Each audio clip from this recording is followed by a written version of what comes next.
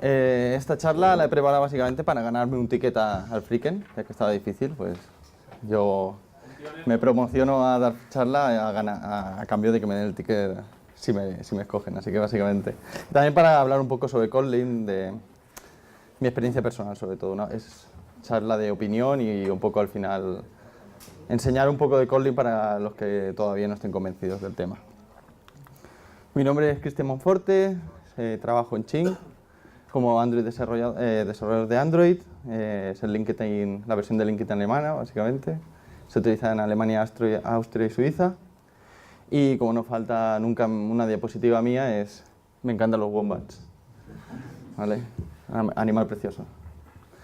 Los objetivos de esta charla básicamente son que si nunca os habéis considerado empezar a escribir Kotlin, pues que lo empecéis a considerar. Aquellos que sepáis lo que es Kotlin, que os empecéis a atrever a empezar a utilizar Kotlin. Y aquellos que estéis enamorados del lenguaje o que de verdad queráis empezar a programar en Kotlin, ayudaros a convencer a vuestra empresa para que den ese paso y os dejen hacerlo en la aplicación. Así que esta charla es para vosotros. Lo que no es esta charla, no voy a entrar en comparativas de Scala versus Kotlin versus Java. Incluso ahora que compartimos el evento con la gente de iOS, no lo quiero comparar con Swift. Tampoco que se vengan arriba cuando vean código en Kotlin y digan esto en Swift está, os habéis copiado y nada. No va de eso. Y también no me voy a saltar cualquier paso en el cual explicar cómo se declara una función en Kotlin o una variable o cómo se instala el plugin en Gradle. Todo esto no va de introducción, va de un poco de mi opinión personal, que fue en un momento no, y a día de hoy pues sería así, y compartirla con vosotros. Mi opinión personal es lo que voy a compartir con vosotros, también la opinión de otros desarrolladores de mi equipo o de otras empresas con los que he ido hablando y les he ido preguntando por qué no habéis dado el paso, o lo estáis planteando y por qué no lo empecéis a hablar en vuestros equipos. Y sobre todo también de la opinión de la empresa, ¿no? A la hora de queremos utilizar Kotlin. Y sobre todo si después alguien tiene más opiniones pues, y lo queréis comentar en alguna mesa y arriba tomando un café o tomando una cerveza, pues estaré encantado de empezar a debatir sobre el tema y a ver si más y más empresas cada vez pasan a empezar a desarrollar en Kotlin. Os voy a comentar ahora nuestros primeros pasos cuando en 2016 miembros del equipo empezaron a hablar de quizás hay que empezar a mirar Kotlin, ¿no? Estaría bien que lo mirásemos, a ver si lo podemos empezar a utilizar en nuestro proyecto y tal. El primer paso que dimos a la hora de vamos a mirar esto de Kotlin, ¿qué es? Fue empezar a escribir los test unitarios en nuestro proyecto. Esto tenía un beneficio claro que era utilizas Kotlin pero no se va a ir a la aplicación de producción, entonces no va a haber ningún tema de crecimiento del tamaño, ni va a haber código allí que es de Kotlin y a día de hoy todavía estamos probándolo solamente. Empezamos a escribir test unitarios simplemente para probarlo, para ver cómo es eso, si de verdad se reducen las líneas de código, si es más fácil escribirlo, si los tests son más pequeños o más grandes, conocerlo. Claramente, después de empezar a utilizarlo en test unitarios, mucha gente empezó a sentir amor por Kotlin. Se enamoraron completamente. Y entonces empezaron a intentar convencer al resto del equipo y tal. Necesitamos empezarlo ya. Queremos empezar a utilizar Kotlin ya, ¿no? Kaizen Circle es una reunión que hacemos una vez a la semana. Cada semana nos reunimos una hora todos los desarrolladores de Barcelona y de Hamburgo, en lo cual durante esa hora proponemos cosas. Y las hablamos con el resto del equipo y se vota si sí o si no. Como puede ser, vamos a llevar una nueva inspección al proyecto. Sí o no, no nos gusta. Vamos a deprecar el uso de estas clases porque esta implementación que tal ha hecho nos gusta más. Oye, ¿qué habéis oído hablar de AutoValue? Pues, oye, mira, lo presento y tal y votamos a ver si lo queremos utilizar. Entonces hubo un día que claramente apareció un ticket para comentar que era Kotlin.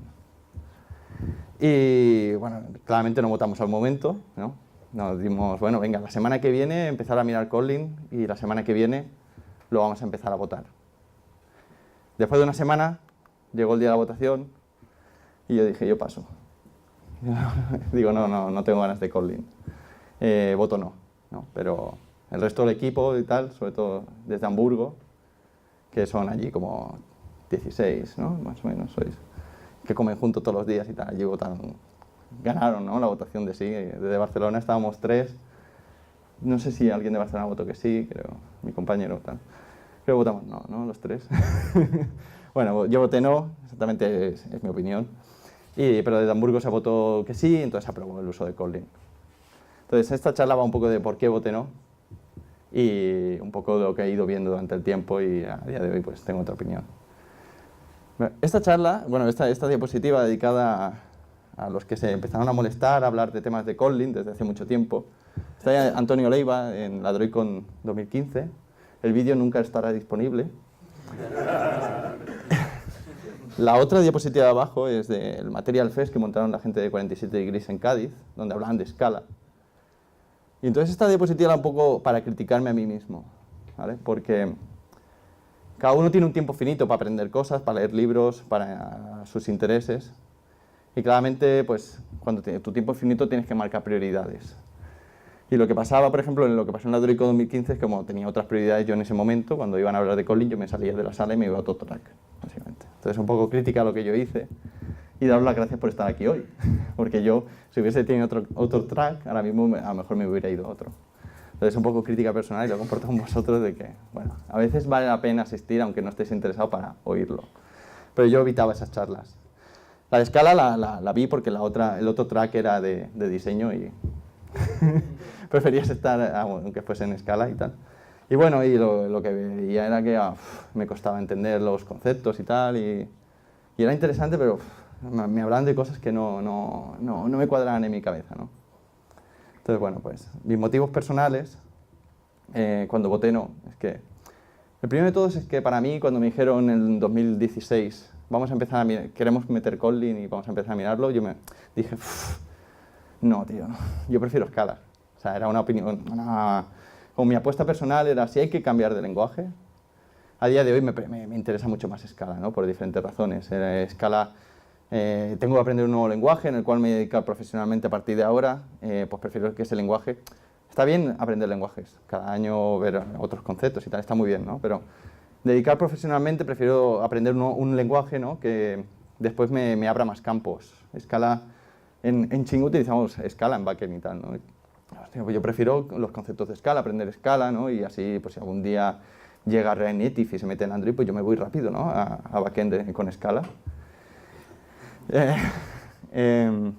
Los nulls, yo decía, no hay nulls en Kotlin. Yo, pero, ¿eso es bueno? Que no haya nulls, no sé. Y a mí los nulls es una propiedad del estado y tal, que a mí la hay y no me gusta evitarlos. O sea, sí, cuando hay un null me gusta saber por qué hay un null, pero no evitarlos así. Entonces, un poco, evitamos los nulls con un interrogante y tal. Y yo, o es que me comentaba, los nulls, si hay algún null, eso no se ejecuta. Y yo, ya, pero yo quiero petar. Yo quiero petar si algún null y no era esperado, yo quiero petar. Esto de evitar los nulls no me cuadra, ¿no? Pero claramente era desconocimiento, como veremos más tarde, ¿no? Pero eso sí, yo era...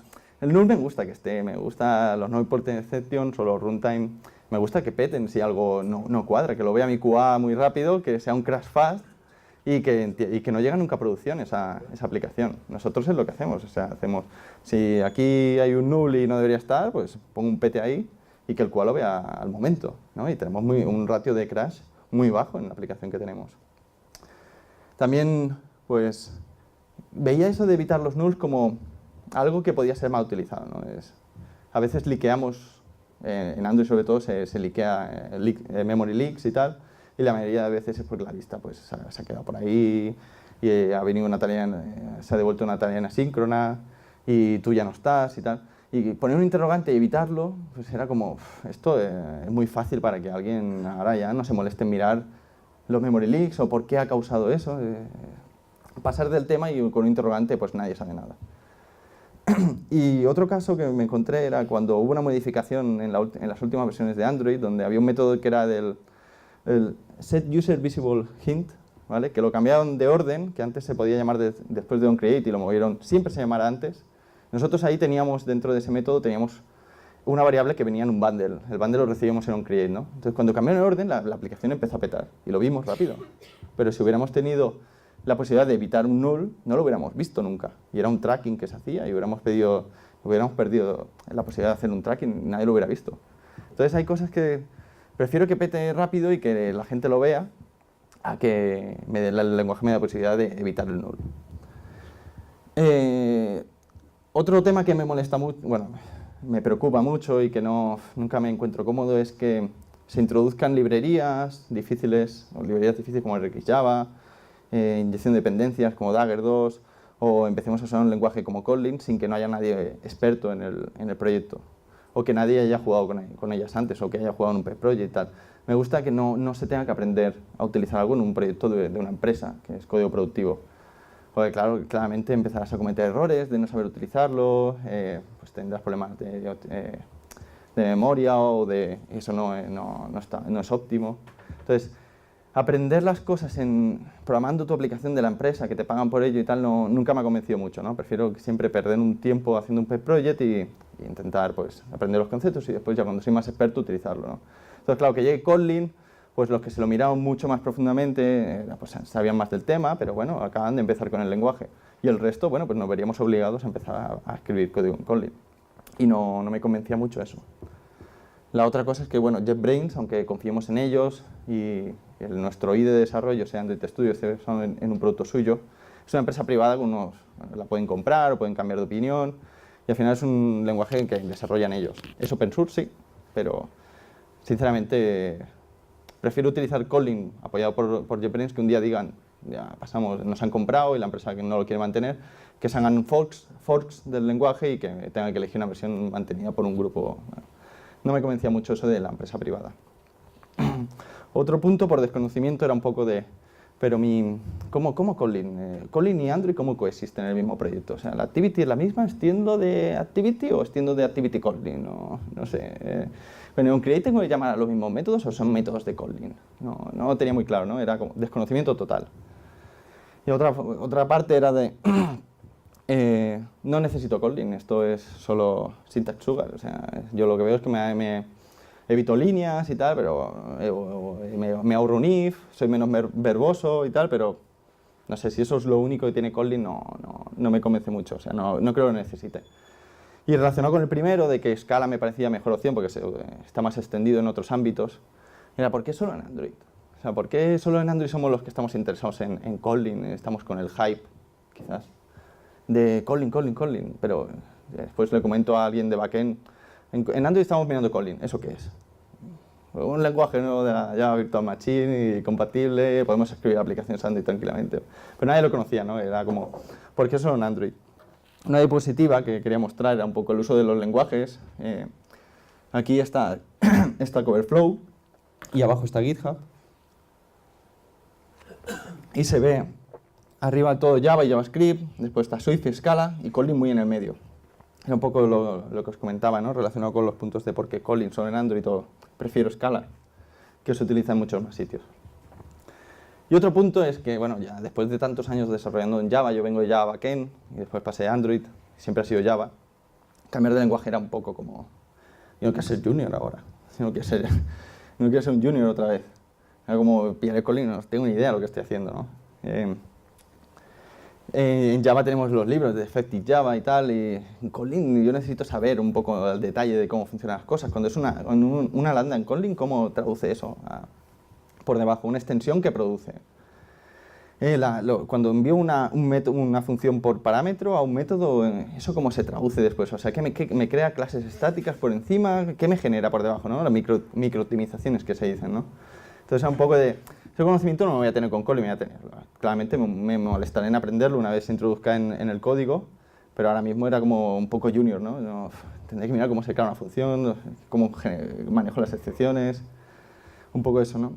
Y después también, como junior, hay muchas cosas que en Kotlin no hace falta que las pongas, como los public. No son opcionales, los métodos y las clases por defecto son públicas. Pero claro, si no sabes, empieza a poner public, el IDE te avisará claramente, ¿no? Pero hay diferentes maneras de hacer las cosas. A veces puedes declarar el tipo y otras veces Kotlin sabe de qué tipo lo devuelve y no hace falta que lo pongas.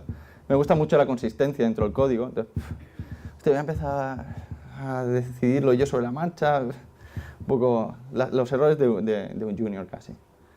Y después, bueno, pues seguramente escribiría código Kotlin, pero con semántica Java totalmente. O sea, venga, esto es Kotlin, pero vamos, es igual que en Java, ¿no? Y al cabo de 6 meses seguramente ya miraría aquello y digo, uy, ¿qué Java era esto? ¿Qué Java Style? Muy de 2016.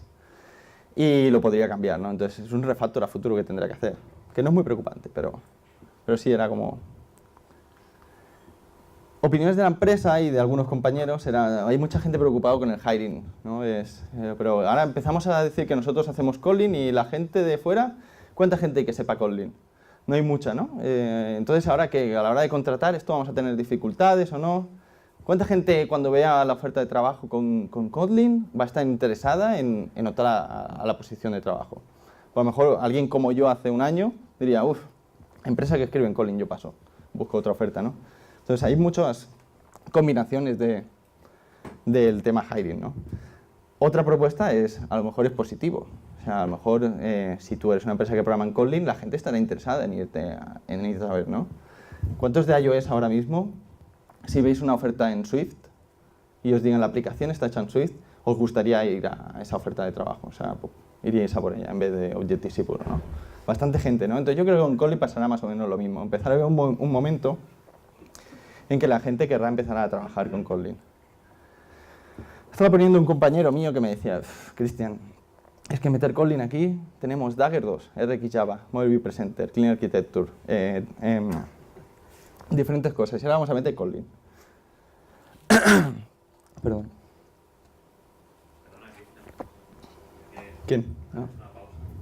Has comparado Kotlin con Swift, con una pequeña excepción. Swift tiene el apoyo de Apple. Kotlin no tiene el apoyo de Google. Correcto. Sí, sí. No, pero es... ¿Tú crees que por el apoyo de... ¿Crees que es por el apoyo de Apple que la gente quiere programar en Swift? ¿O es por el lenguaje? Yo lo que digo es que al final del día de mañana tu programa en algo también porque tiene sentido. Quiero decir, puedes programar en iOS. La gente no lo programa en Objective-C porque es supuestamente mejor. Pero vuelvo a decir, en Android tenemos más opciones y al final yo creo que la mayoritaria va a ser donde esté Google. Es una opinión, sí, sí. A comentar en el siguiente punto, no es un lenguaje oficial. Era simplemente entrar en el problema. Sí, es la diferencia, claramente la... Porque para mí la comparación no es igual. Sí, sí. Creo que el factor de quién está apoyando un lenguaje y quién está apoyando el otro es importante. Sí, sí, sí, sí. Por eso el punto de JetBrains es una empresa privada y tal, que a lo mejor pues no nos interesa Google, y tal. Google también es una empresa privada, pero es una dependencia que no... Porque era su producto, ¿no? Lo mantendrá seguro. Pero sí, sí, sí, la empresa siempre nos recordaba eso a la hora de cuando le comentamos Kotlin, nos recordaba, pero Swift y Kotlin no es el mismo caso. Pero yo creo que este punto era más desde el punto de vista de desarrollador, que como desarrollador, pues los que han visto Swift no pues quieren seguir programando en Swift. Y yo creo que a la que empecemos a programar en Kotlin, aunque no esté apoyado por Google o no sea el oficial, creo que cada vez habrá más gente buscando proyectos en Kotlin. Quería comentar sobre eso, Nando. En el Slack oficial de Kotlin hay un canal de oferta de trabajo y el otro día puso una empresa que puso una oferta de trabajo sobre Kotlin y que están abrumados de tantos currículum que han recibido. Claro, claro. O sea, Sí, han sí. recibido 100 y pico currículum cuando normalmente recibes poco. O sea, la gente en ese canal, al menos claro, ese canal de Kotlin, está deseosa de trabajar con Kotlin de manera profesional. Exacto. Yo creo que ya se está extendiendo porque yo también he recibido ofertas de trabajo para Kotlin, acabado en G, pero sé lo que querían decir. Pues sobre todo eso, ¿no? La queja de mi amigo era aplicaciones complejas y encima metemos Kotlin. No es un lenguaje oficial, claramente pues lo he comentado, no es el lenguaje oficial de Google, pero yo ahora me gustaría pensar en un momento, imaginar que no existiese ese lenguaje oficial, ¿no? Google todavía estuviese intentando decidir cuál es su lenguaje oficial. Y habría gente programando en Scala, en Kotlin y en Java. Y no hay un lenguaje oficial. Entonces la gente puede elegir. Y de golpe Google dice, el oficial es Java. ¿Cuántos creéis que pensaríamos, han elegido el peor? Yo creo que muchos lo pensaríamos, ¿no? Han elegido el peor, han elegido Scala o Kotlin seguro, ¿no? Han elegido Java. Así que, y sobre todo el tema de, ¿y si presentan otro? Hombre, si presentan otro, yo creo que nunca nos van a hacer reescribir todas las aplicaciones. Java ahora mismo actúa sobre la Java Virtual Machine, Kotlin también. Si ahora dicen, pues Dart, pero yo creo que no podemos perder la compatibilidad con la Java Virtual Machine, así que nos debería dar igual eso. Y sobre todo el tamaño de los equipos sí que es un punto muy importante. En equipos de pocas personas es más complicado. O sea, en equipo de una persona, por ejemplo, David González lo comentaba, ¿no? Que está en una startup, es uno, tiene que sacar features más rápido, no puede estar aprendiendo a la vez. O sea, no, la velocidad no es la misma. ¿Y qué pasa si se va? Ah, está por ahí, no te había visto. Lo comentabas en alguna charla que diste en la DroidCon. Pues lo comentaba, ¿no? Si me voy, hay un factor que es el bus factor, lo aprendí hace poco, que es si se te va, ¿cuántas personas es necesario para que se vayan y te paren el equipo? Pues si tú solo tienes un Android developer y se va, el factor es de 1. Y si encima lo había hecho en Kotlin, pues a ver el que viene cómo lo mantiene y cómo ve lo que hiciste y tal. Entonces es complicado cuando sois pocos. Sobre todo a la hora de resolver problemas no tienes un equipo que te apoye, puedes irte al Slack o a alguna comunidad y soltar tu problema, pero esas personas que están allí no conocen tu codebase, no conocen tu problemática. Te pueden ayudar si es una duda pues muy simple, como postear alguna pregunta en Stack Overflow, pero creo que tener un equipo detrás que si algo pasa te va a apoyar y la release depende de ello y os vais a molestar todos, es mucho mejor el apoyo. Ese es el caso nuestro. Somos un equipo muy grande, podemos aprender y compartir el conocimiento, resolveremos problemas juntos y nos apoyaremos. Si yo tengo un problema y el otro lo tuvo hace 2 semanas, me va a decir cómo solucionarlo, podré mirar su código. A la hora de contratar a alguien, pues si hay que hacer un onboarding o enseñarle Kotlin, tenemos mucho más recursos para que alguien dedique 1 o 2 semanas a ayudarle a introducir Kotlin a esa persona. Y sobre todo las pull requests las puede revisar mucha gente. Y los errores van a pasar, muy pocos errores van a pasar, ¿no? Entonces la votación fue sí. Y enviamos un correo al equipo de mobile, directores técnicos y tal. Oye, en la última reunión de desarrolladores hemos votado que vamos a dejar de desarrollar en Java y vamos a programar en Kotlin. Estaba de vacaciones el director técnico. Y a los 2 días leyó ese correo y dijo, ¿qué? ¿Que dejen de programar en Java y pasan a Kotlin? ¿Qué es eso? Y nos envió un correo diciendo, parar. No. O sea, dejar de desarrollar código en Kotlin ya. Y nos encontramos, pues, hostia, lo hemos decidido nosotros, el equipo de desarrollo. ¿Cuánta gente de aquí cree que escribir Kotlin en producción depende solo de una decisión del equipo de desarrollo? ¿Ninguna o que nadie levanta la mano? Bueno, nosotros lo creímos, ¿no? Y hicimos la reunión y lo decidimos, así que nosotros lo utilizamos, que somos los responsables de esa aplicación. Pero no, la empresa también tenía que decidir también con nosotros. En ese momento abrimos un repositorio de GitHub, hicimos una issue, diferentes puntos para evaluar si podemos utilizar Kotlin o no. El primero son las ventajas que como equipo empezamos a analizar. El 15% de nuestros crashes eran null pointer exceptions, entonces creo que Kotlin nos podía ayudar a resolverlos. Seríamos rápidos porque al escribir menos código y como Kotlin nos va a ayudar su compilador nos va a avisar de muchos errores que normalmente cometemos y que no nos damos cuenta, Kotlin nos ayudará a verlos, ¿no? Entonces, muchas menos cosas también a revisar en la pull request. Menos código que leer, el código es más fácil de leer, entonces tanto escribiendo como leyendo y revisando seremos más rápidos. Un punto muy positivo para mí era Kotlin y Swift se parecen mucho, pero mucho. O sea, ya lo veréis vosotros los de Swift cuando muestre algo de código. Se parece mucho. ¿Aquí me puede poner agua?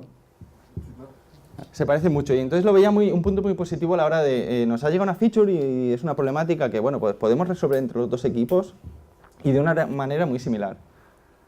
A día de hoy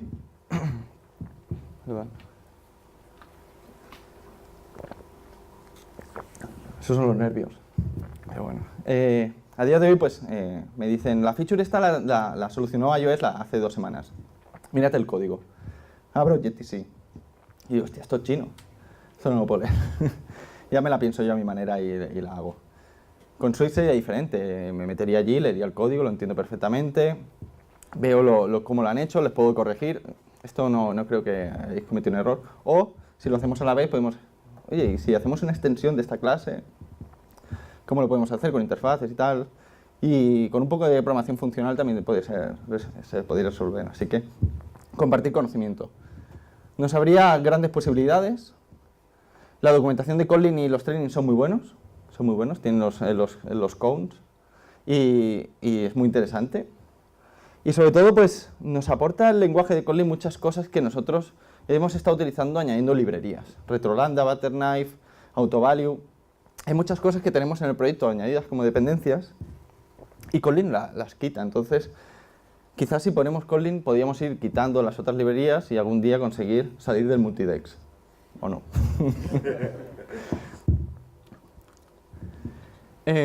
Los riesgos, claramente, es que las herramientas que nos da Kotlin a la hora de inspector estático, de lint y tal, ahora mismo están muy pobres.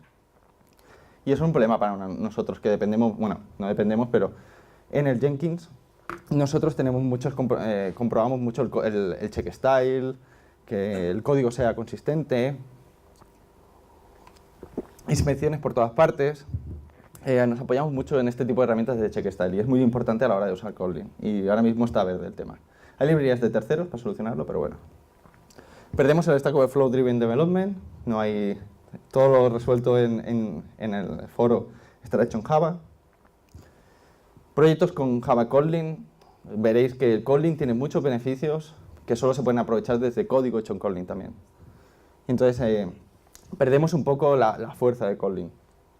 Y sobre todo el onboarding de freelancers es un caso muy específico de nuestra empresa, es que en Hamburgo suelen contratar a freelancers por 3 meses, 6 como mucho. Y claro, hacerles un onboarding de 2 semanas pagadas para que aprendan Kotlin y tal, era un problema para la empresa, le preocupaba, ¿no? Contratamos a freelance y no saben Kotlin, le vamos a hacer un onboarding, le tengo que pagar yo el onboarding de 2 semanas y tal. Un poco ahí, ¿no? Entonces tendríamos que mirar freelancers que supiesen Kotlin o hablar con ellos. Una vez nos aprueben, a día de hoy todavía no nos lo han aprobado, usar Kotlin en producción, aunque hay alguien que escribe código en Kotlin. Alberto. Una vez no lo aprueben, pues el rollout plan es básicamente seguir escribiendo códigos. El test unitario lo seguimos haciendo, escribiéndolos en Kotlin. Solo nos lo han prohibido en código de producción. Coger una librería de UI o lo que tengamos para que sea en Kotlin. Creo que Jopantalent ha hecho algo así. Y también podríais empezar por una librería de conexión a red o de alguna librería que utilizáis, ¿no?, en vuestro proyecto o algún módulo. Pues eso sería un posible buen inicio. Definir las convenciones y buscar las herramientas que nos ayuden a la hora de integración continua. Si tenemos que refactorizar clases, solo lo haremos si están cubiertas por test. Y sobre todo, que todo lo nuevo sea en Kotlin, porque si no, nunca saldremos de donde queremos salir. Entonces, todo lo nuevo tiene que ser en Kotlin. Esta es una diapositiva que cada día es más grande. Nos habla de las empresas que están utilizando Kotlin en producción, en librerías, como test. Porque nos preguntaron que cómo se está extendiendo Kotlin alrededor del mundo, ¿no? Entonces, pues, aquí arriba, pues, empresas que utilizan Kotlin en producción, en backend. Shifted tiene una aplicación que es un lector de noticias, creo. Todo hecho en Kotlin. ¿Eh? Sí, luego te la paso. Es un nombre extraño, ¿no? Lo tengo por aquí, ¿no? No. Sí, Shifted tiene una de Kotlin 100%. En Chin lo estamos planteando, aunque lo usamos en unit test. Jopantalent una librería, en Ples lo estaban evaluando, Wallapop o tweets por ahí de mucha gente hablando sobre Kotlin. Bueno, no he dicho que lo usen, ¿eh? He dicho que lo están evaluando. He visto algún tweet por ahí de Chup Ballesteros hablando de Kotlin muy bien. Entonces creo que llegará. En Plex ya está evaluado. ¿Le han dicho que no? Han dicho que no. Que no quede grabado esto. O sea, Antonio, ¿qué ha hecho? Luego. Escribir, favor. Muchos Google Developer Experts tienen opinión que es apoyando a Kotlin. ¿Habéis visto el logo de Chingy de Google Developer Experts? Esto huele, ¿eh? Huele. Hay una newsletter de Kotlin. En conferencias como esta y como muchas otras se empiezan a ver muchas charlas relacionadas con Kotlin. En GitHub podemos empezar a ver que se están creando proyectos open source y librerías en Kotlin. Muchas de ellas son nuevas o otras son refactorizadas. Así que se está extendiendo. Entonces, un poco esto es lo que le mostramos a la gente de nuestra empresa. Relacionado con ese miedo de voy a escribir código en producción de un lenguaje que todavía no he aprendido, dediqué una semana entera que nos dejaba la empresa para hacer lo que quisiésemos. Cada X tiempo nos hacen una Hack Week, que es dedicar una semana a un proyecto personal. Y me puse a programar en Kotlin y tal para ver cómo era, ¿no? Lo que me di cuenta que una semana yo escribía Kotlin perfectamente. No funcional, o sea, no programación funcional, pero sí programación Java en Kotlin. Así que la curva es bastante buena, comparada con otras cosas como como RxJava, por ejemplo. Estuve leyendo artículos de muchas empresas que Kotlin para ellos no es una preocupación a la hora de contratar a gente. Lo es más RxJava, por ejemplo, o Dagger, inyección de dependencias. Que la gente tenga esos claros los conceptos de inyección de dependencias o de programación reactiva es mucho más importante que sepa aprender Kotlin, era la opinión que tenían. Después, pues, en Kotlin tenemos un plugin que nos traduce, lo pegamos ahí, código Java, y te dice, esto es código Java, ¿lo quieres traducir a código Kotlin? Sí. Y te hace un Google Translator, o sea, a veces bien, a veces mal. Pero bueno, te ayuda bastante a la hora de esto, ¿cómo sería? Pues pegas Java y te lo traduce al Kotlin. Y si no quieres, bueno, a ver, en unos inicios que no os veáis obligados a decir, yo no programo en Kotlin porque no sé programación funcional. No es necesario.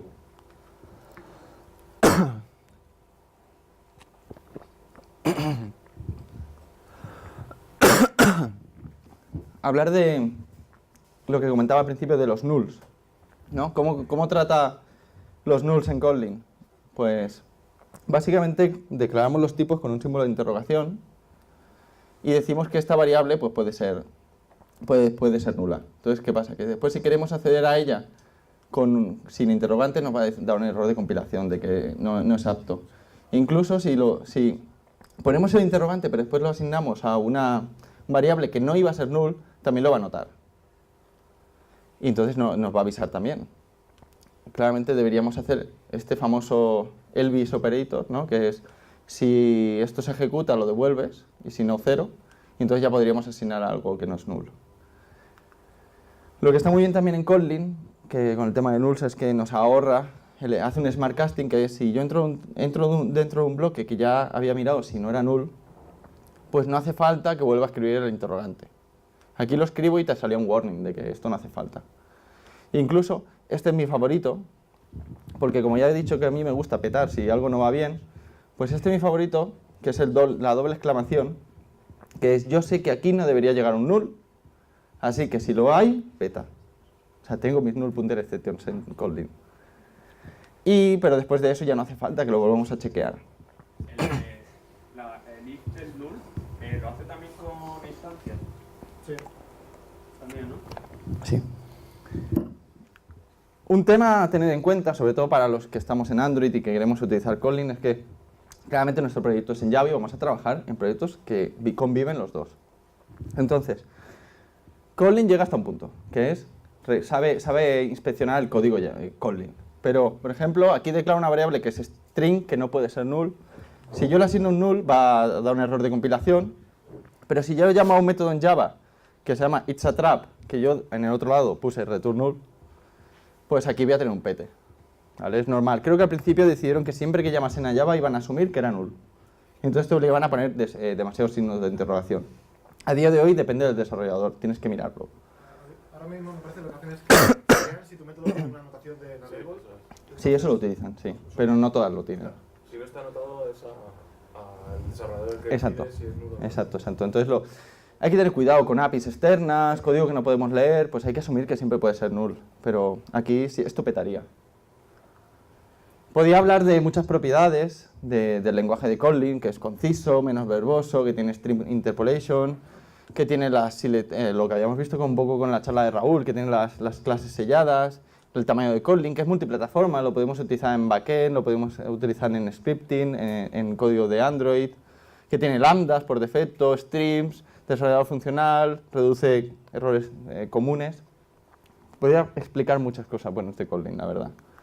Pero bueno, quiero explicar un poco mi top, no sé cuántas he puesto, top X, top N, de cosas que me aporta Kotlin y que a mí me han gustado mucho y me han ayudado a decir que sí, que me gustaría utilizarlo. Let apply with run son 4 propiedades de Kotlin, de la Standard Library, que son difíciles de comprender. En principio son muy similares. A día de hoy, bueno, ya me queda claro después de preparar esta diapositiva, pero son difíciles de ver a la vez y de ver cuál es la diferencia. Entonces, os voy a mostrar un ejemplo de un método que se llamará printUser let apply with run, que va a hacer lo mismo por dentro. Y aunque sea veáis el código y digáis, esto no tiene sentido, no fijéis en eso, porque lo único que veo, lo que quiero que veáis es la misma funcionalidad hecha con diferentes métodos. Entonces aquí lo que hacemos en let es que, dado un usuario, si no es null, perdón, entrará dentro de este bloque. Dentro de este bloque nos entra la instancia de user, la podemos referenciar con it, y podemos llamar a sus métodos. Al final de este bloque lo que devolverá es r, que es el valor de retorno del último método que hayamos llamado, si lo tenía. Entonces claramente si no es null, entra aquí y se devuelve esto, el Elvis operator nos devolvería formatted name. Si esto no se ejecutó, este bloque no se ejecuta y se devuelve string vacío. Eso sería let, que como he dicho, trabajamos con la instancia del objeto que tenemos y devuelve r. Aquí tenemos apply. Apply mola mucho también. Apply lo que hace es que, dado un usuario que no es null, nos metemos dentro de él. Y podemos llamar a métodos de setters, getters, trabajar con ese objeto dentro de ese bloque. En vez de tener que asignar el objeto a una variable y empezar a llamar a variable punto tal, variable punto tal. Entonces nos metemos dentro de ese objeto y podemos llamar al método formatted name como antes. La diferencia con el let es que devuelve unit. Unit es un void. Entonces, ¿qué pasa? Lo que tenemos aquí, en este punto, es el user cambiado o con... O sea, ahora mismo no haría nada, pero es para que veáis que puedo llamar a este método sin el it, porque estoy dentro de él. Entonces, claro, para mantener la funcionalidad lo que hago es, si esto es diferente a null, llamo a formatted name, si no, vacío. Se mantiene la misma funcionalidad. Pero está muy chulo porque entras dentro del objeto y puedes llamar a sus métodos. El with lo que hace es, voy a trabajar con este user. Dentro, puedo llamar a cualquier método de user y devolverá r, igual que antes. Igual que aquí, devolvía r. Por tanto, puedo hacer this, interrogante, si no es null, llamo a formatted name. Entonces, si se ha ejecutado, devolverá esto de aquí, si no, comilla, comilla. Se parece un poco al de aquí en el tema de que devuelve un retorno, pero bueno, no hace falta, entras con otra condición. Y el run, el cuarto diferente es, si esto no es null, entro dentro de él, un poco como el apply, o sea, estoy dentro del usuario, y el apply devolvía void, pero ahora devuelvo r. Entonces puedo devolver formatted name y el Elvis operator para devolver ese valor, ¿no? Son cuatro muy similares, a lo mejor no lo habéis sentido en esta diapositiva, pero para que se entendiesen, he puesto el ejemplo más simple que he podido. Pero yo he utilizado los cuatro y me gustan mucho. Los métodos con nombre, valores por defecto y el sobrecarga de métodos. El JVM Overload básicamente es para compatibilidad con Java. Lo que tenemos aquí es que dos parámetros de entrada con valores por defecto. Aquí declaramos que entra un valor y si no lo ponen será vacío y aquí será true. Esto en Java, ¿cómo lo hacemos? Sobrecargando métodos, llamando al anterior método con valores por defecto y tal, y tendríamos tres métodos. En Kotlin tenemos esta notación para que nos lo genere en Java y tengamos los tres, pero desde Kotlin no haría falta, ya que si no lo pones, pues se asignará el valor por defecto. Me gusta mucho el tema de los default params, lo utilizo bastante. He puesto un segundo método aquí para daros un juego a esto, y es, en código Java, si llamo default params.dummy method y le pongo null de primero, true de segundo, me da un error de que la llamada es ambigua. No sabe cuál de los dos es, ya que null puede ser tanto un string null como un long null. Y el segundo ambos en booleano y no sabe resolverlo. En Kotlin tampoco lo sabe resolver. Le pones null y te dice que la resolución es ambigua también y te da un error. Pero gracias a los named params podéis decir que podéis llamar al dummy method y diciéndole el null es del objeto dummy string. Y entonces ya sabe que tiene que venirse aquí arriba. Entonces esto se puede hacer en Kotlin. En Java tendríamos que resolverlo de otra manera. ¿Y tiene que mantener el orden? No, pero yo creo que es una mala práctica cambiar el orden solo utilizando los named No, params. ¿podría pasarle solo el boolean? Sí, eso sí. Creo que para hacer eso tienes que nombrar a la variable a la que está. Luego poner el nombre delante. El nombre igual y... Correcto. Las extensiones es algo que es un concepto muy interesante, lo tenéis en Swift y en Kotlin lo introducimos. Y bueno, el ejemplo no puede ser el mejor, pero a lo mejor es el más gracioso. Imaginaros que yo cojo a la activity y le digo, la activity ahora va a tener un método que se llama showKeyboard. El showKeyboard es un código que nosotros tenemos pues, en muchos sitios, a lo mejor en utils o en otras partes, pues para sacar el teclado en pantalla. Y este método, pues, podemos decir, ahora la activity tiene un método que se llama showKeyboard, que si lo llamáis vacío, los flags, esto es el valor por defecto, y lo que va a hacer es un getSystemService del tema del teclado, bueno, el input method manager. Si esto no es null, aplico y entro dentro de él y le llamo al sacar teclado. Y claramente después en una activity de Kotlin yo puedo llamar siempre, desde cualquier activity, al showKeyboard para sacar un teclado. Sería una manera de extender una activity, con un método un poco a lo mejor interesante. El tema de las higher methods el tema es entrar por una función por parámetro o que devuelva, o que sea la función, que se devuelva una función. Para explicar este ejemplo voy a utilizar otro ejemplo de trabajando con las shared preferences. Es decir, que a partir de ahora las shared preferences tiene un método que se llama edit. Como parámetro de entrada va a recibir un body y todo lo que haya dentro de ese body tienen que ser funciones que pertenezcan a la clase editor. Entonces, cuando entro dentro, como estoy dentro de las shared preferences, puedo decir, vale, cojo las shared preferences, hago edit para entrar en modo edición, ejecuto todo este bloque de funciones que pertenecen todas a editor y después hago un apply. Con esto lo que hago es que siempre nadie se olvide de escribir un apply cuando grabe en las shared preferences y quedará mejor el código visiblemente de donde es la llamada. Aparte de eso, para ir más a más, he dicho que todas las activities tengan un getSharedPref que se le pueda llamar sin ningún parámetro. En ese caso, pues como ejemplo, si nadie le pasa, se abrirá el fichero default shared preferences en modo privado. Y la activity quedaría de esta manera. Llamáis al getSharedPrefs, viene aquí, sin parámetros, llama al método que sí que existe en las activities, con un nombre getDefaultSP y el modo privado, devuelve aquí una shared preferences que ahora habíamos dicho que extendían de edit, bueno, que tenían un método que se llama edit, y en el cual paso un bloque que todos los métodos son de tipo, bueno, son métodos internos de editor. Y después se le da un apply. Entonces quedaría así el trozo de código. getSharedPrefs, edit, le hago put string put in, put boolean. Y es una manera de guardar parámetros en las shared preferences que queda muy DSL. Un tema de Kotlin que a mí me gusta mucho es que si el último parámetro de las entradas a un método o el único es una función, un bloque de código, se pueden evitar las llaves, los paréntesis y pasar ese bloque en forma de llave y quedaría de esta manera.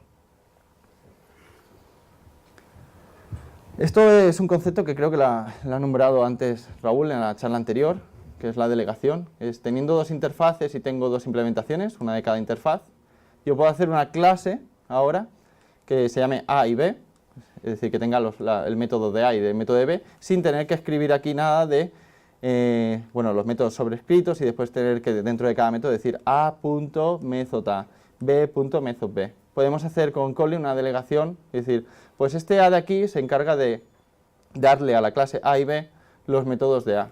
Entonces delegas en ellos cómo tener todos los dos métodos en tu clase que tendrá los dos.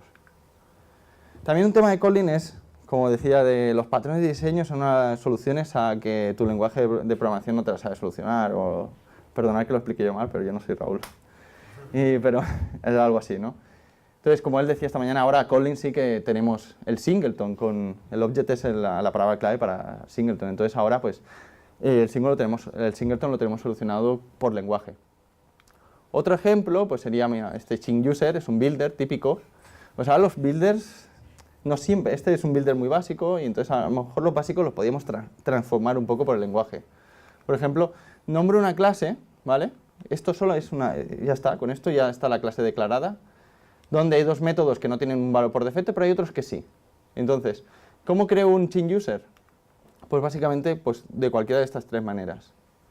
Le pongo el ID a uno, el name a Christian, o hago otro que tenga email y el booleano sea falso, o otro que no tenga email y que el premium sea true. Claramente yo creo que esto podría sustituir a muchos momentos en los que creamos un patrón de builder, que es sencillito y tal, y lo podemos sustituir claramente con los valores por defectos. Entonces hay algunos patterns que no lo solucionan.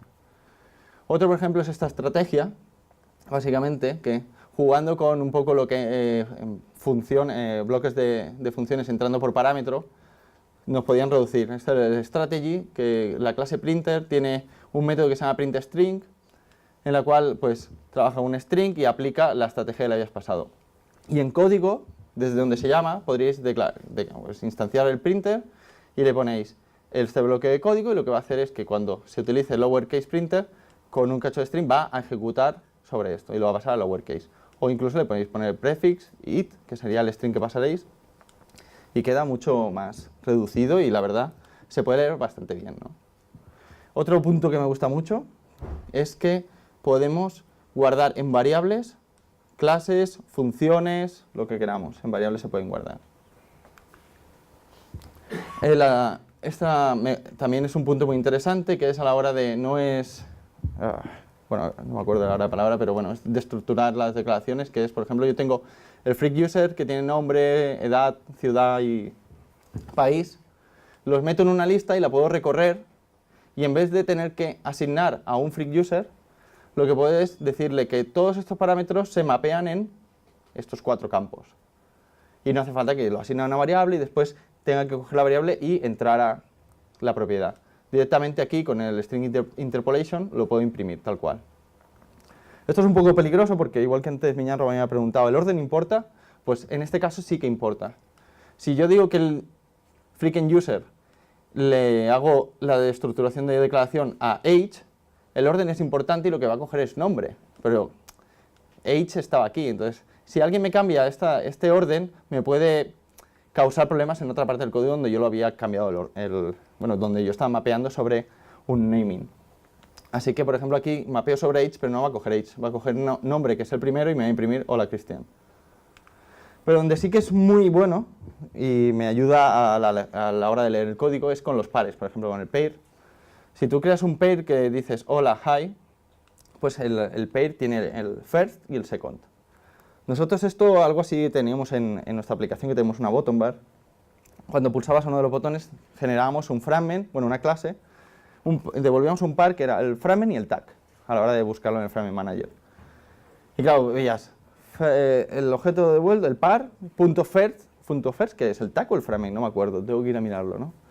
Entonces ahora, con esta particularidad de Kotlin, podíamos mapearlo en Spanish o en English y poder decir, lo mapeo sobre fragment o sobre tag y cojo el tag o el fragment. Así que a la hora de... Hicimos un wrapper de aquella clase de que tenía el first, ese par, le hicimos un wrapper para poderlo leer mejor y poder hacer .fragment, .tag. Con Kotlin no hubiera sido necesario crear aquella clase wrapper. Y bueno, para terminar un poco, las cosas que no me gustaron, bueno, algunos problemillas y tal, todas las clases son finales por defecto, aunque se puede cambiar por un plugin para decir que sean abiertas. Companion Objects, en Kotlin no existen los estáticos, hay objetos de companion, entonces los tienes que crear. Desde código Kotlin queda muy bonito porque no hace falta escribir la palabra companion, pero como nosotros tenemos viviendo código Kotlin y Java en la misma aplicación, vamos a tener un problema. Y es que desde Java va el nombre de la clase, .companion.método. Y claro, esto añade... Pero puedes cambiar el nombre del companion. Aquí abajo, espera. No, pero va sin anotación, ¿eh? ¿Sin anotación? Sí, le pones companion object... Pero tienes que añadir esa palabra entonces de Java, ¿no? La añades esa palabra en el Kotlin y luego en vez de companion... No es companion, pero es otra. Sí. Ya. El tema es ese, añadir otro más, ¿no? Sí, sí. El tema de las no-checked exceptions, que creo que Pergar, cuando estaba intentando hacer interactos devolviendo excepciones, quería saber cómo resolverlo. No hay poliformismo, no nos lo añade Kotlin. Y sobre todo hay muchas anotaciones que vamos a estar poniendo por código Kotlin, que simplemente el único objetivo que tienen es que vamos a llamar a código Kotlin desde Java. Entonces nuestro código Kotlin se va a llenar de anotaciones porque es un proyecto mixto. Si fuese 100% Kotlin, que sería un sueño, las anotaciones todas estas no harían falta. También puedes hacer algo con anotaciones para los companion para que no tengas que poner solo con una palabra puedes referenciar esos métodos. ¿Qué quieres decir con que no hay polimorfismo? Sí que hay, ¿no? Bueno, no hay herencia múltiple. Perdón. Sí. No hay error. Y bueno, con esto terminaba la charla. Así que gracias por estar aquí, aguantando a las 4. Y no os pongáis nerviosos. Vamos a calmarnos. Colin. En los bloques let, with, apply y demás, ¿Sí? has dicho que en la última sentencia se devuelve. Sí. Bueno, los que devolvían valor. Sí. en las funciones también, si la última sentencia devuelve... Creo que sí. Sí, podría sí, sí, sí. omitir el return. Sí, sí, sí, se puede omitir. Y por otra parte, a la hora de devolver, ¿te permite devolver solo un objeto o puedes devolver múltiples objetos? Si devuelves múltiples, por inferencia, te devolverá un any, que es, no sabes coger. O sea, al asignar al objeto, te devolverá como que es un objeto. Es decir, devuelves un string o un int, no te va a decir que eso a veces puede ser un string o a veces un int. Devuelve un any, por inferencia. Lo que voy es devolver dos objetos a la vez. Con pares, por ejemplo. Vale, pero Una tupla. Es decir, devuelves un objeto. Sí. Ahí, después de la charla de Raúl, hemos empezado a mirar a ver el concepto de Aider o estas cosas. Hemos visto que había implementaciones en Kotlin, librerías externas para tener eso en Kotlin, así que librerías externas creo que no lo podían solucionar el tema ese. Hola. ¿Te puedo dejar esta de fondo mientras resuelvo preguntas? Dime, César. Yo tengo una pregunta un poco genérica, que no es para ti, es para la gente que utiliza Kotlin en general. Cuando lo estuve mirando en enero o febrero del año pasado, uno de los problemas que le veía al estar picando solo era que las herramientas de análisis estático de código no estaban, o sea, no había para Kotlin. ¿Sabéis cómo está el tema? Está verde. Hay librerías de tercero está muy bien. Ahí estamos mirando algunas para, por si acaso nos dicen sí, podéis utilizarlo, pues tenemos que introducirlas. Sin herramientas de este tipo no podemos utilizar Kotlin en producción nosotros. Y hay muchas librerías de terceros que son muy completas. En la última release de Kotlin han empezado a introducir lint, pero está muy verde todavía. Lo importante es que no os quedéis con... La opinión que he oído mucho es que es syntax sugar Kotlin y no es así. O sea, sí, lo es, tiene mucho syntax sugar y eso es bueno, pero creo que nos abre campos como el que cuando escucháis a Raúl y os explica conceptos nuevos, nos abre posibilidades de no resolver los problemas de la misma manera y Kotlin nos da nuevas oportunidades. Así que eso como desarrolladores nos debería llamar también a la hora de querer solucionar las cosas no de la típica manera y buscar maneras funcionales o de que haciendo extensiones con las propiedades nuevas de un lenguaje. Una pregunta de las funciones de extensión. ¿Puedes abrir la slide de donde decía show keyboard? Esta es. Esa función, ¿cuándo tiene que ejecutarse? O sea, ¿en dónde colocaría ese bloque de código? Aquí. Este bloque de código, donde quieras. La definición. Donde quieras. Y si no se ejecuta, da igual. No, da igual, sí. Vale. Tú sabes que igual que en Java tienes tus utils, en Kotlin tengas tus extensions. O sea, al final es lo mismo. Hay una cosa que no he dicho. Simplemente con que tú compiles Sí, y ese igual que en y ese Swift. existe, ¿no? Ya, O sea, que no hay que pasar por ahí en el Se hace un import y No lo pongas en utils. Esto están aquí para básicamente ahorrarnos los static utils que tenemos por todas partes. Kotlin creo que lo traduce como en un static util que le pasa como primer parámetro al objeto de activity, al fin y al cabo. ¿Qué sentido tiene ahí justo en ese trozo de código de la fly? Ninguno, era para mostrarlo. O sea, básicamente en vez de... Bueno, a ver, ninguno. El sentido tiene es que te ahorras asignar esto, bueno, hacerlo... Ninguno, molaría más poner más bloques de código, pero dentro del apply lo que está entrando es el input method manager. Sí, pero a lo que voy es que en vez de ponerle a play podría haber puesto directamente No, ahí te ahorras Te ahorras la asignación a una variable. Lo partes en dos líneas. Las dos líneas serían las mismas. Donde empieza la apply, puedes poner el toggle something. Claro, pero Básicamente. a lo que voy es... Y lo pasarías una línea. Eso ya deberías tenerlo en cuenta. Es lo que comentaba de que... un punto muy importante es que... Ahí la play no está haciendo nada. No, básicamente no. Podías asignar una variable y después llamar a esa variable .toggle. Sí, pero aparte el... Ah, sí, pero bueno, nosotros tenemos que no se pueden superar las 120 caracteres en una línea y en dos líneas queda mejor. Sí, vale. Y también se lee mejor si están dos líneas. Sí, claramente. O sea, por estilo de código y tal, sí. Una cosa que me gustaría dar una recomendación de última hora, por repetir, los interrogantes, por favor. Yo cuando tenemos un problema de un null petando en producción, o hay un null aquí que peta y tal, y alguien me llega y me dice, pues para que no peta, meto antes el if diferente a null, no lo ejecuto, no es una solución esa para mí, no es una solución. Habría que ver por qué llega null y arreglarlo desde arriba.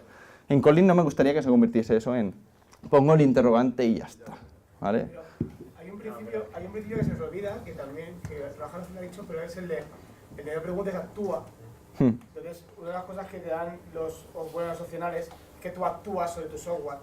No tienes por qué preguntarle. Entonces, si no ocurre nada porque no lo has asignado, porque no existe o porque no ha ocurrido nada, no va a hacer nada. Por ejemplo, un listener que yo no he seteado, porque no me ha hecho falta setearlo por las razones que fuera, Correcto. lo va a cascar. Y no tengo por qué hacer el check de null. Exactamente. ¿Cuántos listeners tenemos con... Si el listener es diferente a null, lo llamo. Y después no hay nada. Pues en esos casos sí lo podéis poner.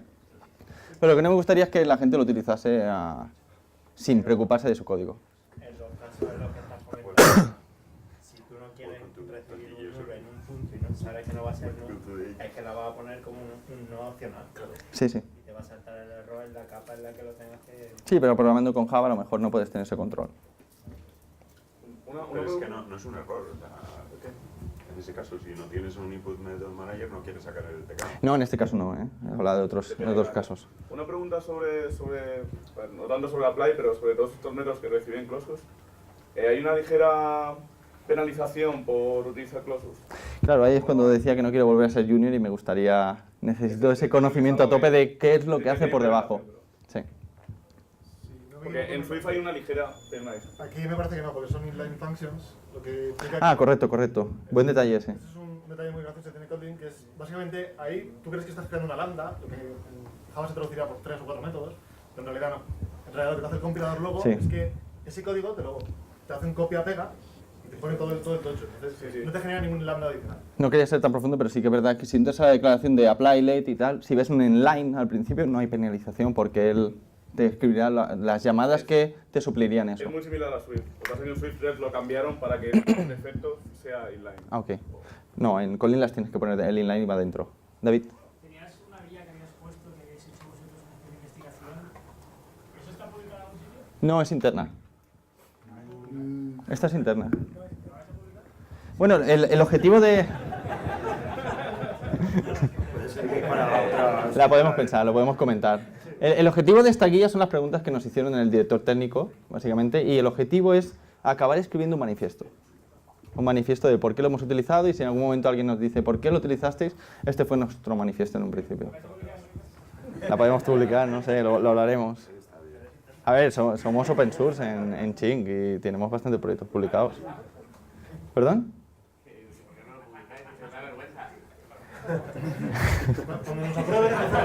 Si nos dicen que sí, la publicamos.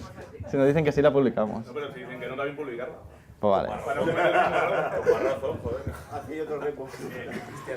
Otra pregunta, Cristian. Dime. Ha comentado Alberto que bueno, todas esas funciones al final, el LED de la play y demás, al final lo que hacen es copiar y pegar código. Solo si les pones el inline delante, la declaración. Si te hace un copia-pega, digamos, luego si te peta algo, te lo vuelve a hacer en... Es decir, te sale el pete en el código original o te sale el pete como si... Sí. No, bueno, ok, merci. No entendía la pregunta, pero... y nada, oye, todos esos desarrolladores de iOS que les gustan los proyectos en Swift, ahora mismo en Barcelona buscamos a un desarrollador de iOS, así que tenemos una posición abierta. Vale, y muchas gracias.